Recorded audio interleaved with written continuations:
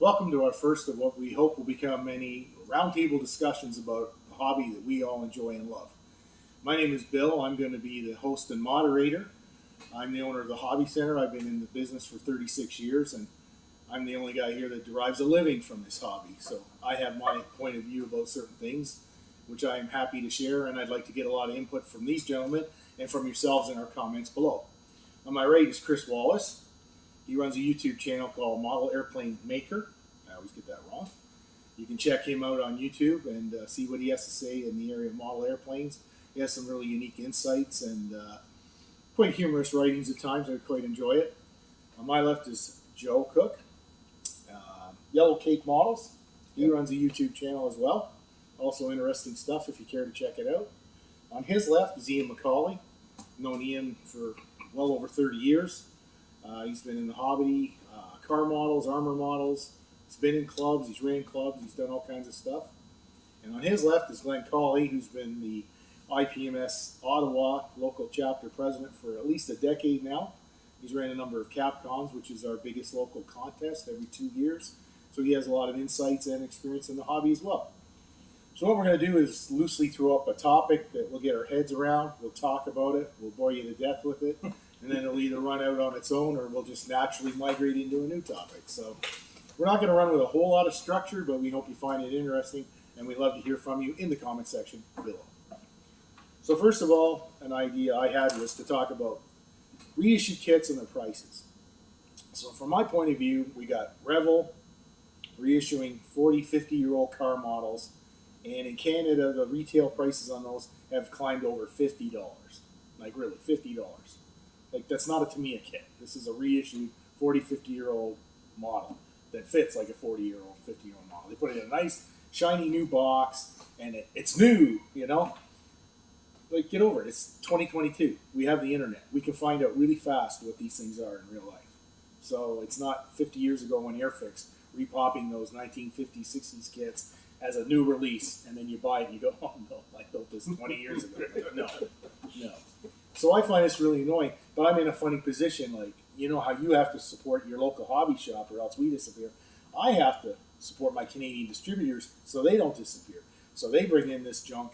I have to buy a certain amount of this junk to support them. And if you don't buy that junk for me, there's where the buck stops. So let's just kick that idea around, see what you have to say. Go for it. Oh boy, I really don't have a lot of experience with trying to, I don't have that much interest, especially in the car kits. It's not my thing. But okay, what are they trying to accomplish with this? They're trying to keep older kits on the market so new generations can, enjoy them, even if they haven't improved upon them. Is that what they're trying to do? Keep them around because they don't have any better ideas? I think they paid for the tools ages ago, and this is like almost pure profit. So the pricing that they're asking for now, is that in line with the inflation that's been going on, or is it like way above that? It's got to be way above that. Kind of fit. Kits that were $10 a few years ago are $50 now. The tooling was paid for. So. Tooling was paid for when Carter was president. So it doesn't make much sense. But there's very few new cars being made, and almost no new North American new cars being made. They're European cars, right? Racing cars, that sort of thing. A lot of it probably appeals to guys that are new to cars like me, because some of these kits come out and I don't even know the reissue. But with eBay, there's you can always get the old toolings on eBay. So I guess if I did my research on Scalemates, I would know better. But I usually snatch them up, and the price point, yeah. I guess it doesn't make sense, but I guess it's all what you care about. Like I mentioned, that Atlantis 57 Chevy, not the greatest kit. Probably something I won't build. So I don't know if Atlantis is a lot cheaper in Revel, but definitely not worth it for me. I'll move that along. They're being pretty honest. Atlantis is pretty upfront about they are reissuing nostalgia kits. Right. And some of it will be really good to get because this stuff was really vintage and was getting stupid prices on eBay. Right. So they do serve a function in that. Yeah. But look at a company like Mobius. They're putting out some really nice car kits. They're putting out those new Novas. They're putting out new trucks, pickup trucks and that. Their current retail in Canada is running like about $45, And and that's a brand new tool. They've invested at least $100,000 in a brand new mold to make this thing, and they have to recoup that money. But these 40, 50-year-old things, no, there's no recouping. If they weren't being reissued, is there like a hefty secondary market for these things where they were charging or people were able to get hundreds of dollars for these kits? Is that the idea, or that they're trying to take I don't advantage think of? so, because a lot of these cars are super, super common. You know, AMT 44 and stuff like that. Everybody's got 10 of them. It's not rare by any means. The subjects they're picking are weird to me. Like, everybody wants an NPC demon. They have for years. They sell for $300 whenever you can find them online, and they don't reissue it. See, there's a fair kit to reissue, even at $40 to $50. You know, because there's such a demand for it, and clearly people want it. Look at the Rommel's rod. That thing was getting stupid prices, and then they didn't actually reissue it. They actually retooled that thing. They reverse engineered it. Yeah. They got a hold of a vintage kit and they reverse engineered it. That's how hot they thought the demand was for it, because they were going for $300-400. Were they making improvements on it when they reverse engineered it? I had Was one. it There was simple? no flash on it. The fit was quite good on it. I mean, it was a pretty simple kit. But How it much were was- they asking for it? Whatever the car kits were going at the time, it was probably about 30 to 35 at that time. So I thought that was a good deal. But Anything about that? I'm sorry, the words pure greed come into mind. Sorry if I have to. Are these new kits moving, or are you sitting on them? in some cases, I'm sitting on them, and I'm really hesitant to bring more than one, maybe two in when they come out. And as I say, that could damage my suppliers, and there's that trickle up effect as opposed to trickle down. I'm kind of stuck in that. Let me segue into what I thought would make another topic. This is another sticky point with me. Let's talk about good old Testors model paints. So Testors dominated the model paint field for years and years and years. It was when I was a kid, there was them in Humboldt. That was it. And then Testors grew, and they did the Model Master line, and then they did the Model Master line in acrylic, and they made airbrushes, and they were just crazy good. First of all, they cut all the Model Master paint just like that, boom, done. And then they cut their Aztec stuff. No loss. A lot of people found those airbrushes weren't that good, so I'll probably get a bad, somebody will come on there and say, I love mine. I still use it today. There you go.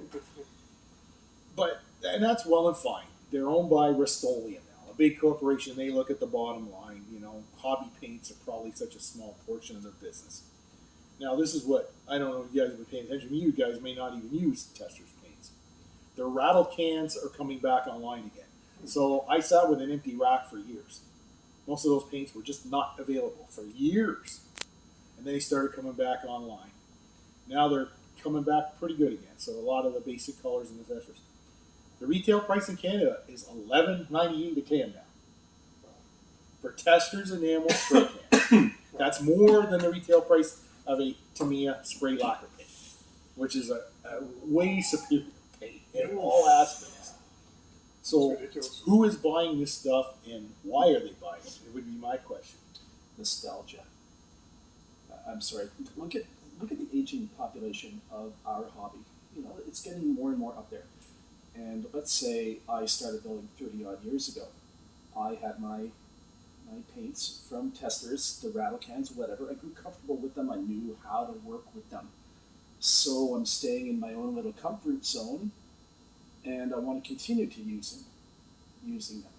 So maybe that's the demographic that is still buying these. People who have a long history of them, and they don't want to move to anything else because it's scary. They don't know how to use it. That makes sense. That's a good point. Yeah.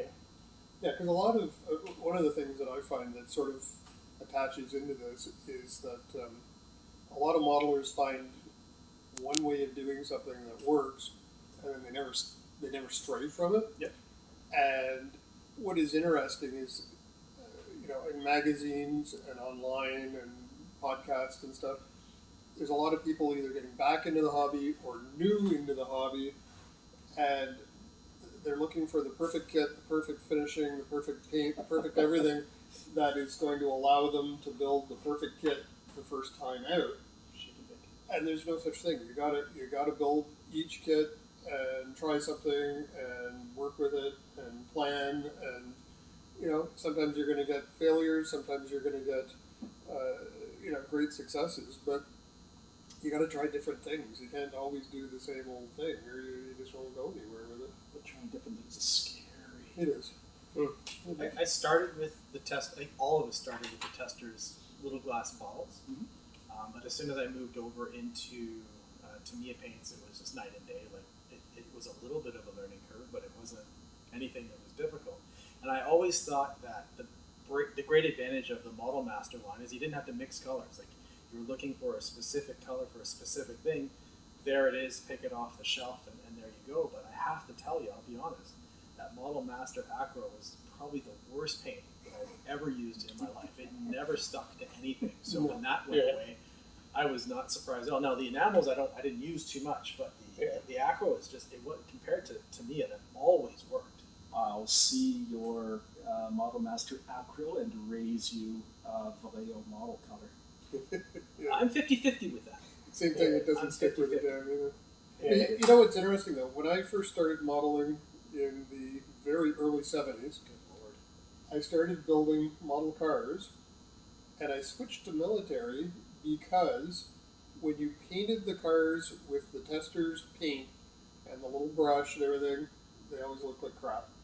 But if you took the flat paint and painted your tanks or your planes with it, it looked quite acceptable because of the flat paint. The flat enamel paint blended pretty well, and you didn't end up with brush marks and stuff. And I got quite adept at doing that, and that's partly why I started building military stuff, because it turned out better than the cars, even though my main interest was the cars. Right. I always found I got a better finish with an airbrush than a can. And How long ago did you start using an airbrush? What age were you? well, I used the it would have been a Tester's thing that was plastic. You screwed a bottle in it, had a needle that's just sprayed air across it. Yep. I was pretty young with propellant cans, Yep. and I got a better finish from that, so I always did that. So when I got back into it, I bought an airbrush right away, and I got a better finish than a spray bomb the first time, so I just stuck with airbrushing. And I still find you get a superior finish with an airbrush. So I decant, even if I do get a spray, I decant it and I airbrush. And I can thin it more. So how does that jive with people who are coming in new to the hobby? You see an resurgence of interest in younger people with kits like, let's say, Gundam, because you don't have to paint them, you don't have to glue them, and maybe that it's good that they're bringing people in. You're not going to be making any money on sale of paints, but it's getting people into the hobby. But when we were younger and we started building models, we started brush painting things, and then we evolved onto the airbrush, and then we started worrying about weathering and finishing and stuff like that. All the people coming into the hobby now, do they even have to worry about that, or do they have any interest in that? I know this is going off on a little bit of a tangent, sorry. I see those Gundam kits as gateways. So you start with the no paint, no glue, and you get that under your belt, and then you're gonna want you see what everyone else is doing, and you want to give that a try. And so, hey, I'm gonna try painting this one. I don't know because I don't build Gundam, but I imagine that's sort of the movement is you start with the easy thing, and then all of a sudden you're weathering just like an armor guy would. Yeah, the Bandai Star Wars kits, I think, Because it really all depends what people want to get out of the hobby. I know people who have been in Gundam for many years, and really that's all that they're interested in. They just want to cut the parts, put them together.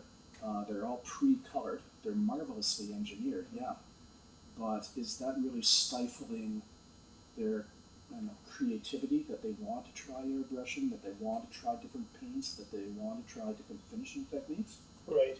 You can bring that into aircraft too. Like I have very little interest in Tamiya. I find them very boring to build. I like the challenge of bodywork. I like short road kits. I like modeling, not painting. And I do enjoy painting and weathering too, and sometimes I hate modeling. I think we all have that epiphanies every now and then. But yeah, like I tried to build the Tamiya 14. It's a beautiful kit, but I just fell asleep. It was just not for me. Now it's interesting because I find if I build one that's a Dragon Slayer where I have to fight it all the way along and everything, once I've finally done that, I want a shake and bake kit. And the same thing, if I build a shake and bake kit and it's done, you sort of think, I want something a little more challenging. And it's so for me, I find they complement each other because for me, after a while, I just get sick of, you know, what works best for me, and I try to do this, is I try to model 20 minutes to half an hour a day, so that at least I'm pushing the ball down the field a little bit, and I can see it, because there's nothing worse than, you know, gee, I haven't moved on this kid in a month, you know, and, you know, at least if you can see a little bit of progress down the road. So if you have one that's just a killer, I always like to follow it up with a nice Tamiya kit or something that's just nice and easy. It gets you to the paint stage real fast. Yeah. But when you talk about the paint stage, I think that's what frightens a lot of people. I think a lot of people, I know people that do this. They buy a $80 kit. They put another $80 worth of aftermarket into it. It's all perfect. It's wonderful. It's pristine. And then you got to paint it, and they haven't painted a kit since they were 12, and they don't want to wreck it. And so it just sits there until their painting skills get better, which never happens because they never paint. Yeah. And they just keep going. And I mean, I know some people that have built models that have never been painted. Yeah. You know? I mean, in fact, the guy that I knew that I would say enjoyed the hobby more than anybody I've ever met was a guy that painted his model cars just, I think, with a spray can or a brush. Just build them all out of the box, the decals out of the box. He must have had 500 or 600 finished kits. They were all over his house. They were not built to any kind of level that I would have been happy with, but he was completely happy with them, and he enjoyed the hell out of it. Yeah. And, you know, as opposed to somebody who, you build models, well, sort of, but where are they? Well, see that shelf over there? They're all After piled 20 up. years. Yeah. Scrape off the dust and try to put a coat primer on it. I have very little interest in keeping the models I build. I don't know if you guys keep yours and display them. Oh yeah. I We need enjoy to building hobby them. shops. I could care less once they're done.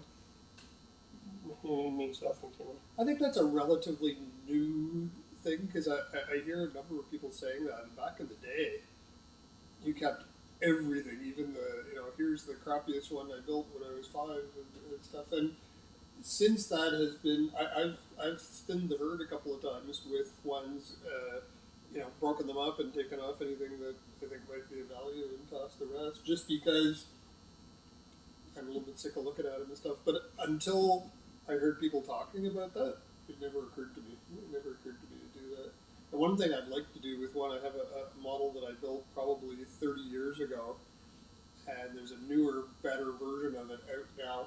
I'd love to build the new one, just like and set it up in the same sort of vignette that I set up the old one in, and just show a progression of my abilities over the time. I think that's actually one of the things I challenged you to, Chris, a while ago. I was going to give you a, what was it? It was an Mi-24 Hind helicopter, an old one. And I think I was asking you to build that and then build the new Zvezda or the latest and greatest new tooling. Which I did. And try and do a comparison of them, you know, how they ended up. Did you fight one? Did you fight the other? What's the level of detail? Were you happy with one? Were you not happy with one? We could have a whole segment on helicopters and how frustrating it is. So maybe that'll be some other show. Well, just circling back a second, it struck me we all have a commonality here. We all started the hobby. We all use Testor's jars. Some of us use Testor's rattle cans. Okay, so back when we were young, it wasn't out of reach, shall I say, to buy your $15 car, you know, your $6 can of spray paint, your $1 or $1.50 bottle paint, whatever it was at the time. I mean, I'm so old they were 15 cents at one time. But and you did this thing, and the first one you did was a horrible mess. and the second one might have been a horrible mess, might have been a little better. But there was a learning curve, and if you wanted to do it, you did it, and you learned as you went along. Now you're jumping in here. Now you're buying that $50 reissue I told you about, and you're buying $12 spray cans, and you're in like $100 before you're breathe too hard, and then that's your first kit, and you have a bad experience. I'm afraid as a hobby store owner, they're not coming back. They're going to be so disgusted, like they just spent a significant amount of money on a low grade product, that isn't going to inspire them to come back and learn to get better. Like, I don't know about you, but when I was a kid, I had my white car model, and I got this beautiful Testors metallic green, or it might have been the transparent green. I didn't have internet. I didn't have any of that stuff. I didn't know you had to put a color base under that and then lightly spray it. So I hosed that paint on, and it ran all over the place. It didn't go anywhere where I wanted. I should have thrown that through the wall and never picked up a model again in my life. But I didn't, because it didn't break the bank buying that thing. But I don't know if I can say that now, to somebody new to the hobby. But you mentioned something that we definitely did not have as kids, which is internet, YouTube, just an amazing amount of references to find out how to do something. That was the biggest frustration for me when I was a kid building, is I did not know how to do certain things, and I couldn't afford the magazines to read up, or certainly wait for the right issue to come out for that one particular thing I was always messing up on. But now it's night and day better. So yeah, I see what you're saying about the price, but there is a way to catch up pretty easily, because there's a lot of advice out there. Most of it's amazing. Yeah, you got to make the jump to actually doing it. You're right. That's the thing, that you got to get to the end of the diving board and actually jump off More than once. And that's the thing. Yeah, you can't. Somebody was saying on one of the podcasts that I thought this was so true. They said that somebody tried doing the hairspray method one time, and it didn't work. So they never went back and did it again. And then it turns out that, I don't remember what his name is, but the guy that invented it, it took him like 6 tries before he got it to work the way he wanted it to. And I think a lot of people, they don't realize that it's a steady progression. Like, none of us started out making models that we were super happy with right off the bat, and you got to keep trying. You got to keep doing stuff. There's no perfect way, and you just gotta leap off that diving board and do it. And if don't do everyone as if it's going to be the one that's going to be on your casket when you die. It's going to just be a model, and if it works, great. If it's not great, put it towards the back of the displays. You don't have to look at it all the time. Kind of going back to what Bill said before with the increased price, and most people, I think, when they'll buy a kit, whether it be their first one or their 100, and they have a certain expectation, or they want to be able to do something nice. So is it a huge letdown, what you say? I got this kit, I invested $50 in all the glues and all the tools and everything involved, and I have to make this work, otherwise I'm going to get out of the hobby. Otherwise, I've wasted all my money. Yeah. Exactly, and so the increased prices really don't help that. No. So way back when the kit was, a couple of bucks, and your mom and dad are usually going to be paying for it anyways. Yeah. Do you feel bad then when it didn't turn out quite as badly? No. Now? Yeah, you're going to say, what the heck did I just spend $100 worth of model and paint and glue and reference material and 25 hours worth of internet searches to do this, and is it going to kill me emotionally inside when it doesn't turn out exactly perfectly? But the next one will. Well, it's getting to the next one. Yeah, But the problem with $50 car kits too is, to me, a lot of my model purchases over the years have been, oh, that's neat, that's shiny, that's cool, I've never seen that before, gotta have it.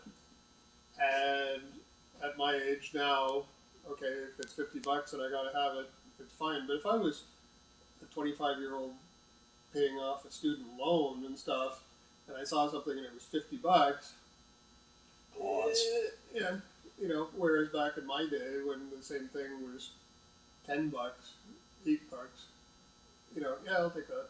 And if you get rid of the buying it on the spot, I don't think a lot of people are going to lie at home and save up for this sort of thing.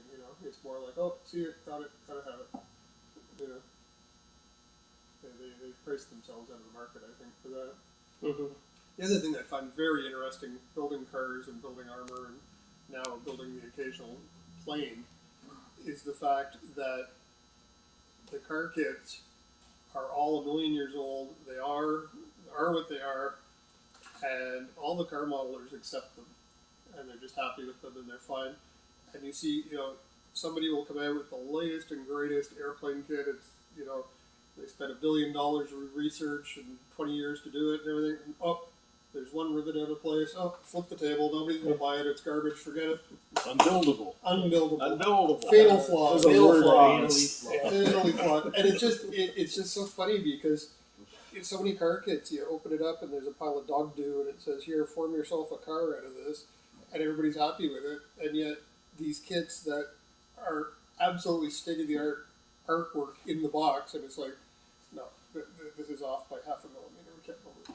And it's a very different way of looking at it within the same hobby. It really all depends what you're wanting to get in. Everybody builds for their own reasons. Some people build one scale only. That's fine. Maybe they want everything to be comparatively sized against each other. Some people only build airplanes. Some people just build anything and everything in any scale because they think it looks cool. Yeah, I mean that. Or some people want historically accurate kits that they're going to do everything they can to make it exactly the way Zero aircraft in World War II on a particular day was. And they will flip over tables if something, if there's 2 or 3 rivets that are added or in deficit of. Mm-hmm. Everybody builds for their own reasons. Yeah. Fine, more power to you. I have 2 theories of things when I build stuff. If I don't know that, this part of the tank is the wrong shape, or that part of the airplane is too big or something, if I don't know it, I don't worry about changing it. When I build a car kit, if I would want to see the engine on the real car, I will detail the engine.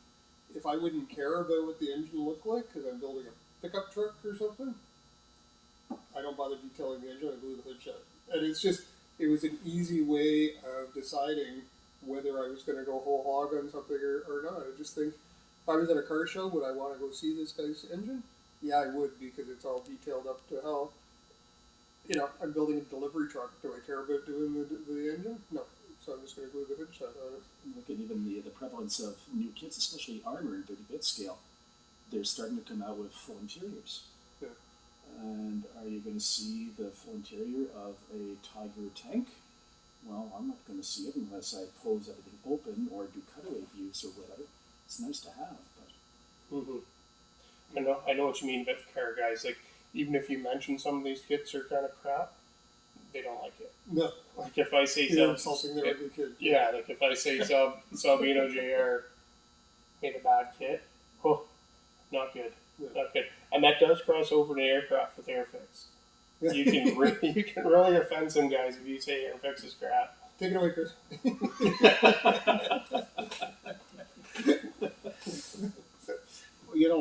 I talk to a lot of people about stuff like this, being as it's my livelihood. And I've come up with what I call Billisms over the years. And one thing to calm people down and look at things a little more realistic. If it walks like a duck, it sounds like a duck, I don't have to count how many feathers it has. It's a duck. Okay? It's a duck. I can recognize it. Same thing goes with models. 99.9% of the world will look at the Tiger tank and say, nice tank. Some people might go, nice Tiger tank. It's only we that are really obsessed in the hobby will go, well, you have too many rivets on that wheel and this and that. So in the big scheme of things, if you're a decent modeler, you're going to have a lot of fans out there because they're going to appreciate what you do and the time you put into it. You make something that looks really good, and it goes without saying, if you didn't have fun doing it, why are you doing it? what was the point of doing it? So you should enjoy the hobby. You should enjoy it for its own sake. And if people enjoy what you build, that's even better. Don't let that 1/10 of 1% bring you down. You gotta just let that roll. I mean, unless you want to play at that competitive level and you really want to go in there and fight, the guy that is doing the little bit extra, have fun with it. Enjoy the heck out of it. How many people are going to be building not just for the enjoyment because we like building? I build because I like building stuff, crafting stuff. How many people build specifically for entry in a competition? Do you? I don't know. I gotta say, I've gone full circle on that. When I first started, I wouldn't enter a competition because I didn't think I was good enough. But then as I got competitive, it became a very important thing to me. I entered a lot of contests. Generally tried to keep the stiff upper lip if I didn't do well. Started noticing too that there were a lot of what Chris and I always call it on any given Sunday. I would win a first because there's only two category, or I would not get anything, but there was 147 in that category. I've come full circle now. To me, the perfect model show, if I was made God and I was in charge of it, would be display only. You come out, you look at the guy's stuff, you talk to the guy's stuff. Hey, that's nice, that's good. You don't have to worry about judging. You don't worry about people getting all upset about stuff.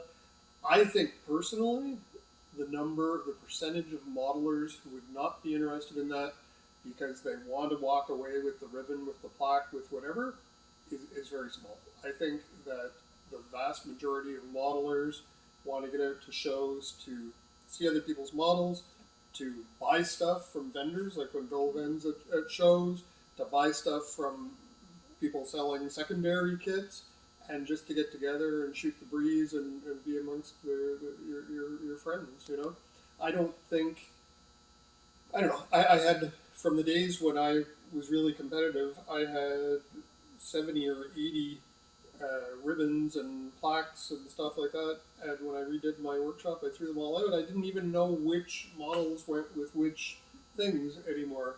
So I will still enter models in contests to support the show. But given my preference, I would just bring it in, put them all on the table. Everybody have a look at them. Because you're not actually saying you're not actually saying this model is better than this one or anything. Every model has its merits. Everyone has its its good points and its bad points. Why do we have to say that one is better than the other? I remember a story from years ago where a guy went to a show and it came down for best of show to his model and the other model, and his model didn't win, and he spent the entire weekend in the hotel room watching TV because his model hadn't won. Like, are you 8? What's the point? It's I don't know. You learn a lot of things at shows too. I used to be, when I did armor, I used to get every Edward set, every aftermarket set, every single thing. I'd probably spend more on the aftermarket than I would on the kit. And I started noticing that the kits on the table that were built out of the box and the kits that had every bell and whistle on them, if they were both equally well painted, it really didn't make that much difference at all. Yep. And I started thinking to myself, God, I'm just wasting all this time and money. I'm not getting anything finished.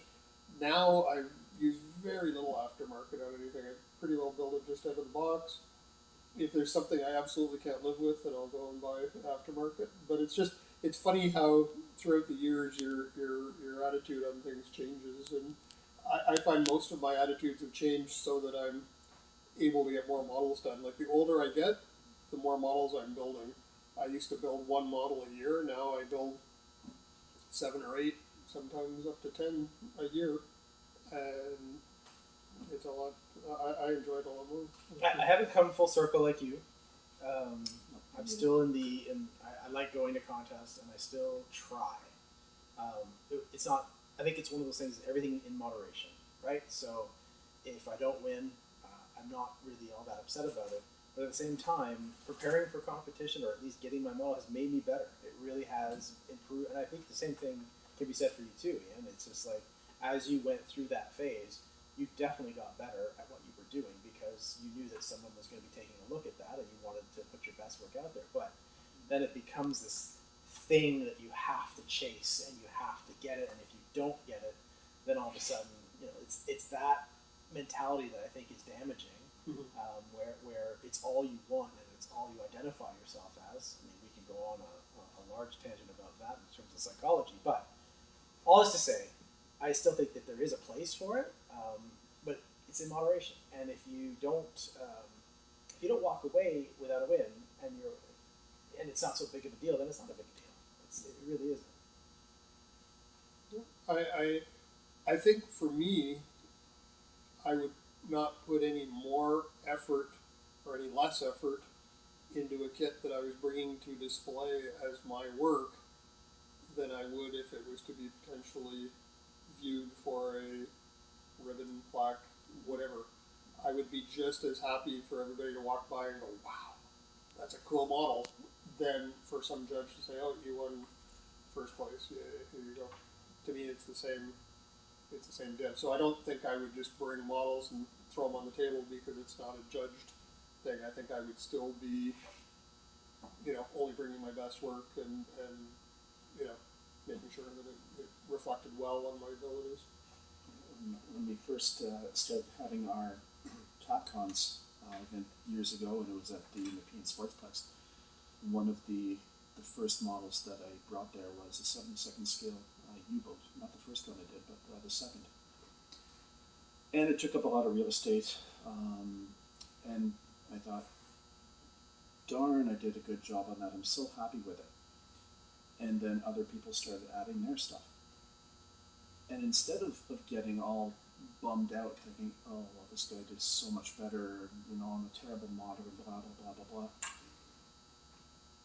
I took it as an opportunity to meet and befriend the people who did these models.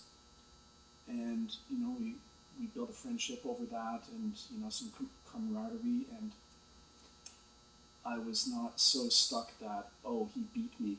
Well, one, it was much more experienced modelers, and I was able to strike up a conversation saying, hey, I had a lot of fun doing my own. I really love the work you did. How did you do that? And to me, that's the big thing about going to competitions, is you're going to make friendships. You're going to see some of the imagination and the skills that people are capable of. And if you have the presence of mind, or the apt, you go up to somebody and you say, hey, I'm Glenn Colley, I think you did a fantastic job. Can you tell me, can you share some secrets about how I can improve? It's personal building. Not everybody is going to want to do that or be able to do that. They just might want to put their model down and have a thumbs up or a thumbs down. But for myself personally, I just love going there and seeing what's possible and getting ideas. How many times do you see people on Facebook and other social media platforms, and they'll post a fantastic model that took them, maybe a short amount of time, maybe a long amount of time, that just blows you away. And how many of the comments do you see now are, okay, that's it, I give up. Yeah, I quit I don't get it. To me, personally, it inspires me to say, that's what's possible. Yeah.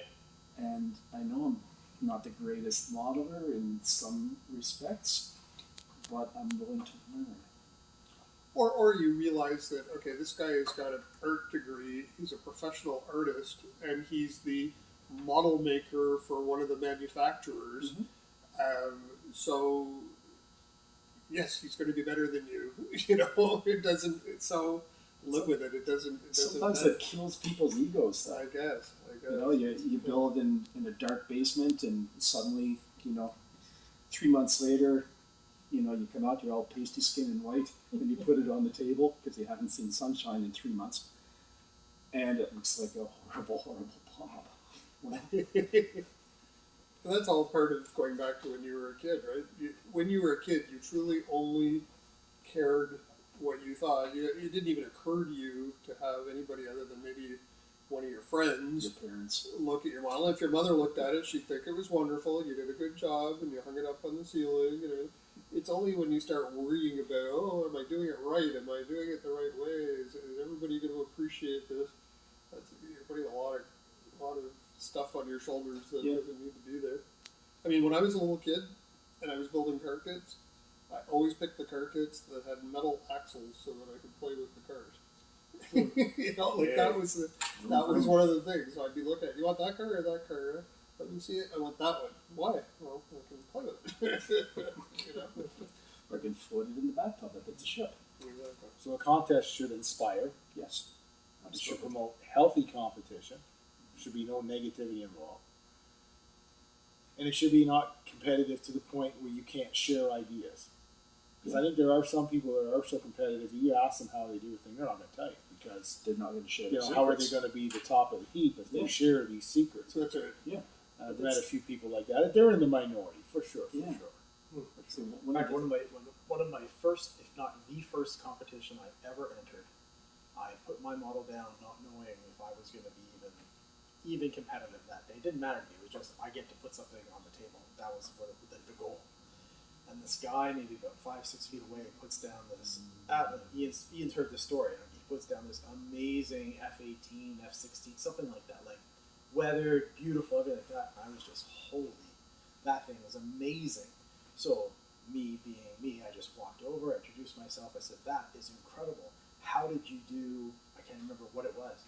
And the guy just looked at me with these wide eyes, and he put his stuff away, and he exited the room, not saying a word. And I actually spoke to you, Glenn.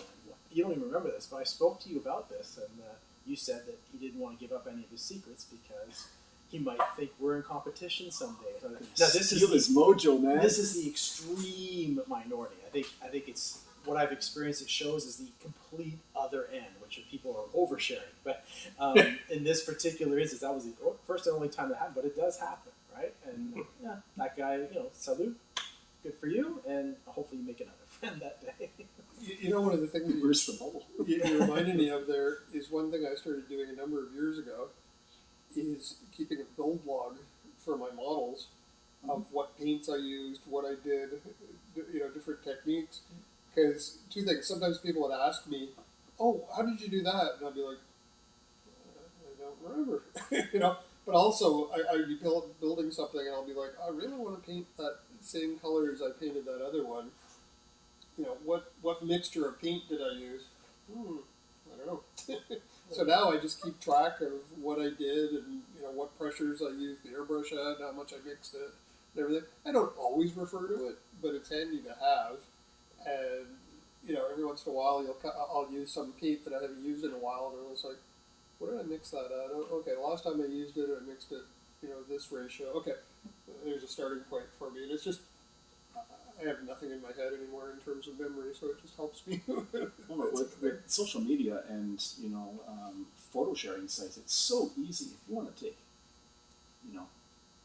couple of hundred pictures, and post them up there and say, "Oh, in this step I used black primer coat with Mr. Surfacer 1500 mixed with MCLT, sprayed at disc pressure," and it's widely available.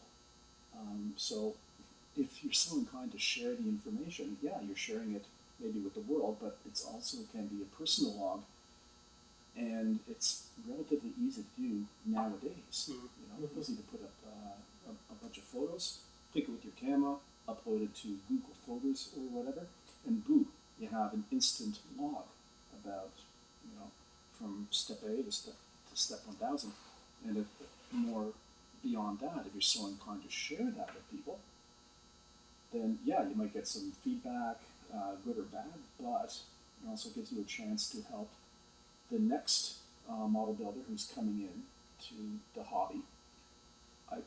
Ian, I love how you did this armored car. I wonder how you did that. Oh, you have a photo album that I can walk through.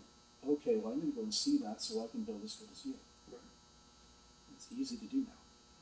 One of the things I worry about, though, and I think it's happening more and more when you look at stuff online, is that I think a lot of guys are trying to push product more than they are trying to show you a particular, and so the end result when you watch the thing is this is the only way to do it. If you do it any other way, you're no good and you're beneath it, and this is the only way to do it.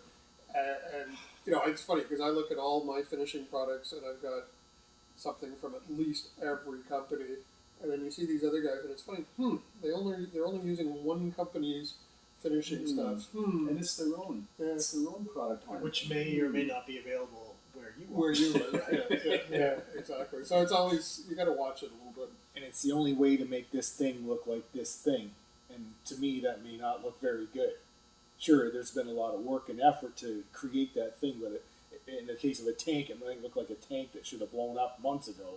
It shouldn't even be running, let alone sitting there rusting as much as it is, So you got to be careful with some of these amazing techniques that they're not overdone.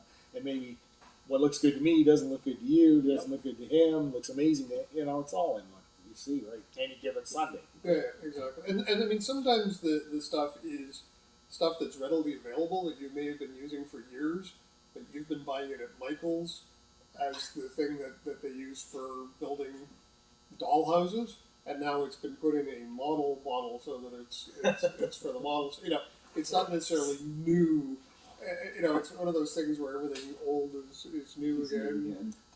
And the best one of all is dry brushing for years was the way of doing it, all of the linden stuff and everything, all the highlighting, and then that went out of fashion. And if you did any kind of dry brushing, you were just old hat. You just didn't know what you were doing and everything.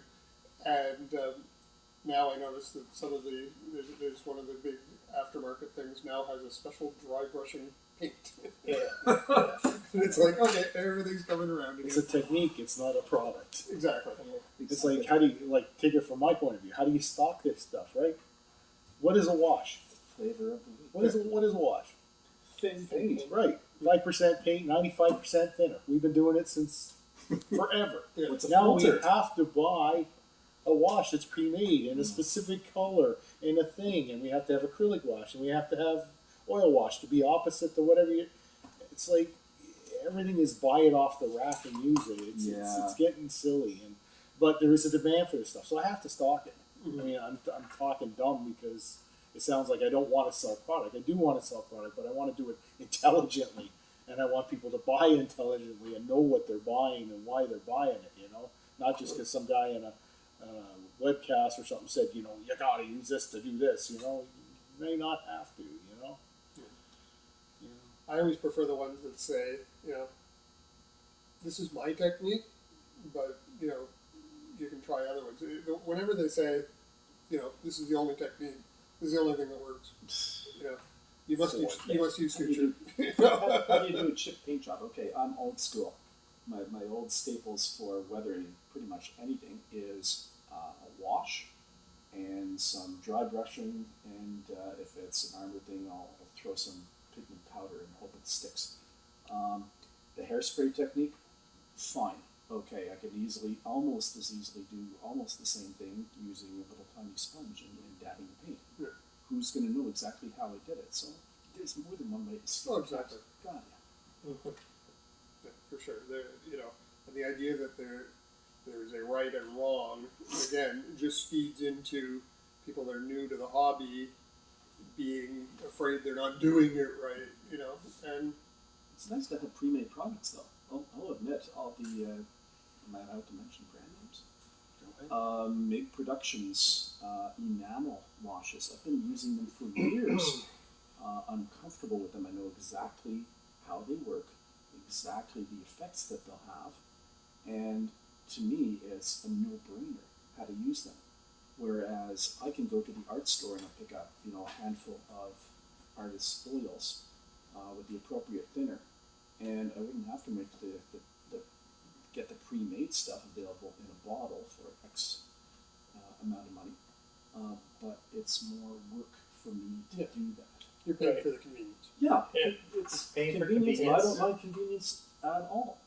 And I've had trouble doing the home built or the homemade wash, I've always had issues with that. But that big ammo panel line stuff, I Yeah. swear by that stuff. Yep.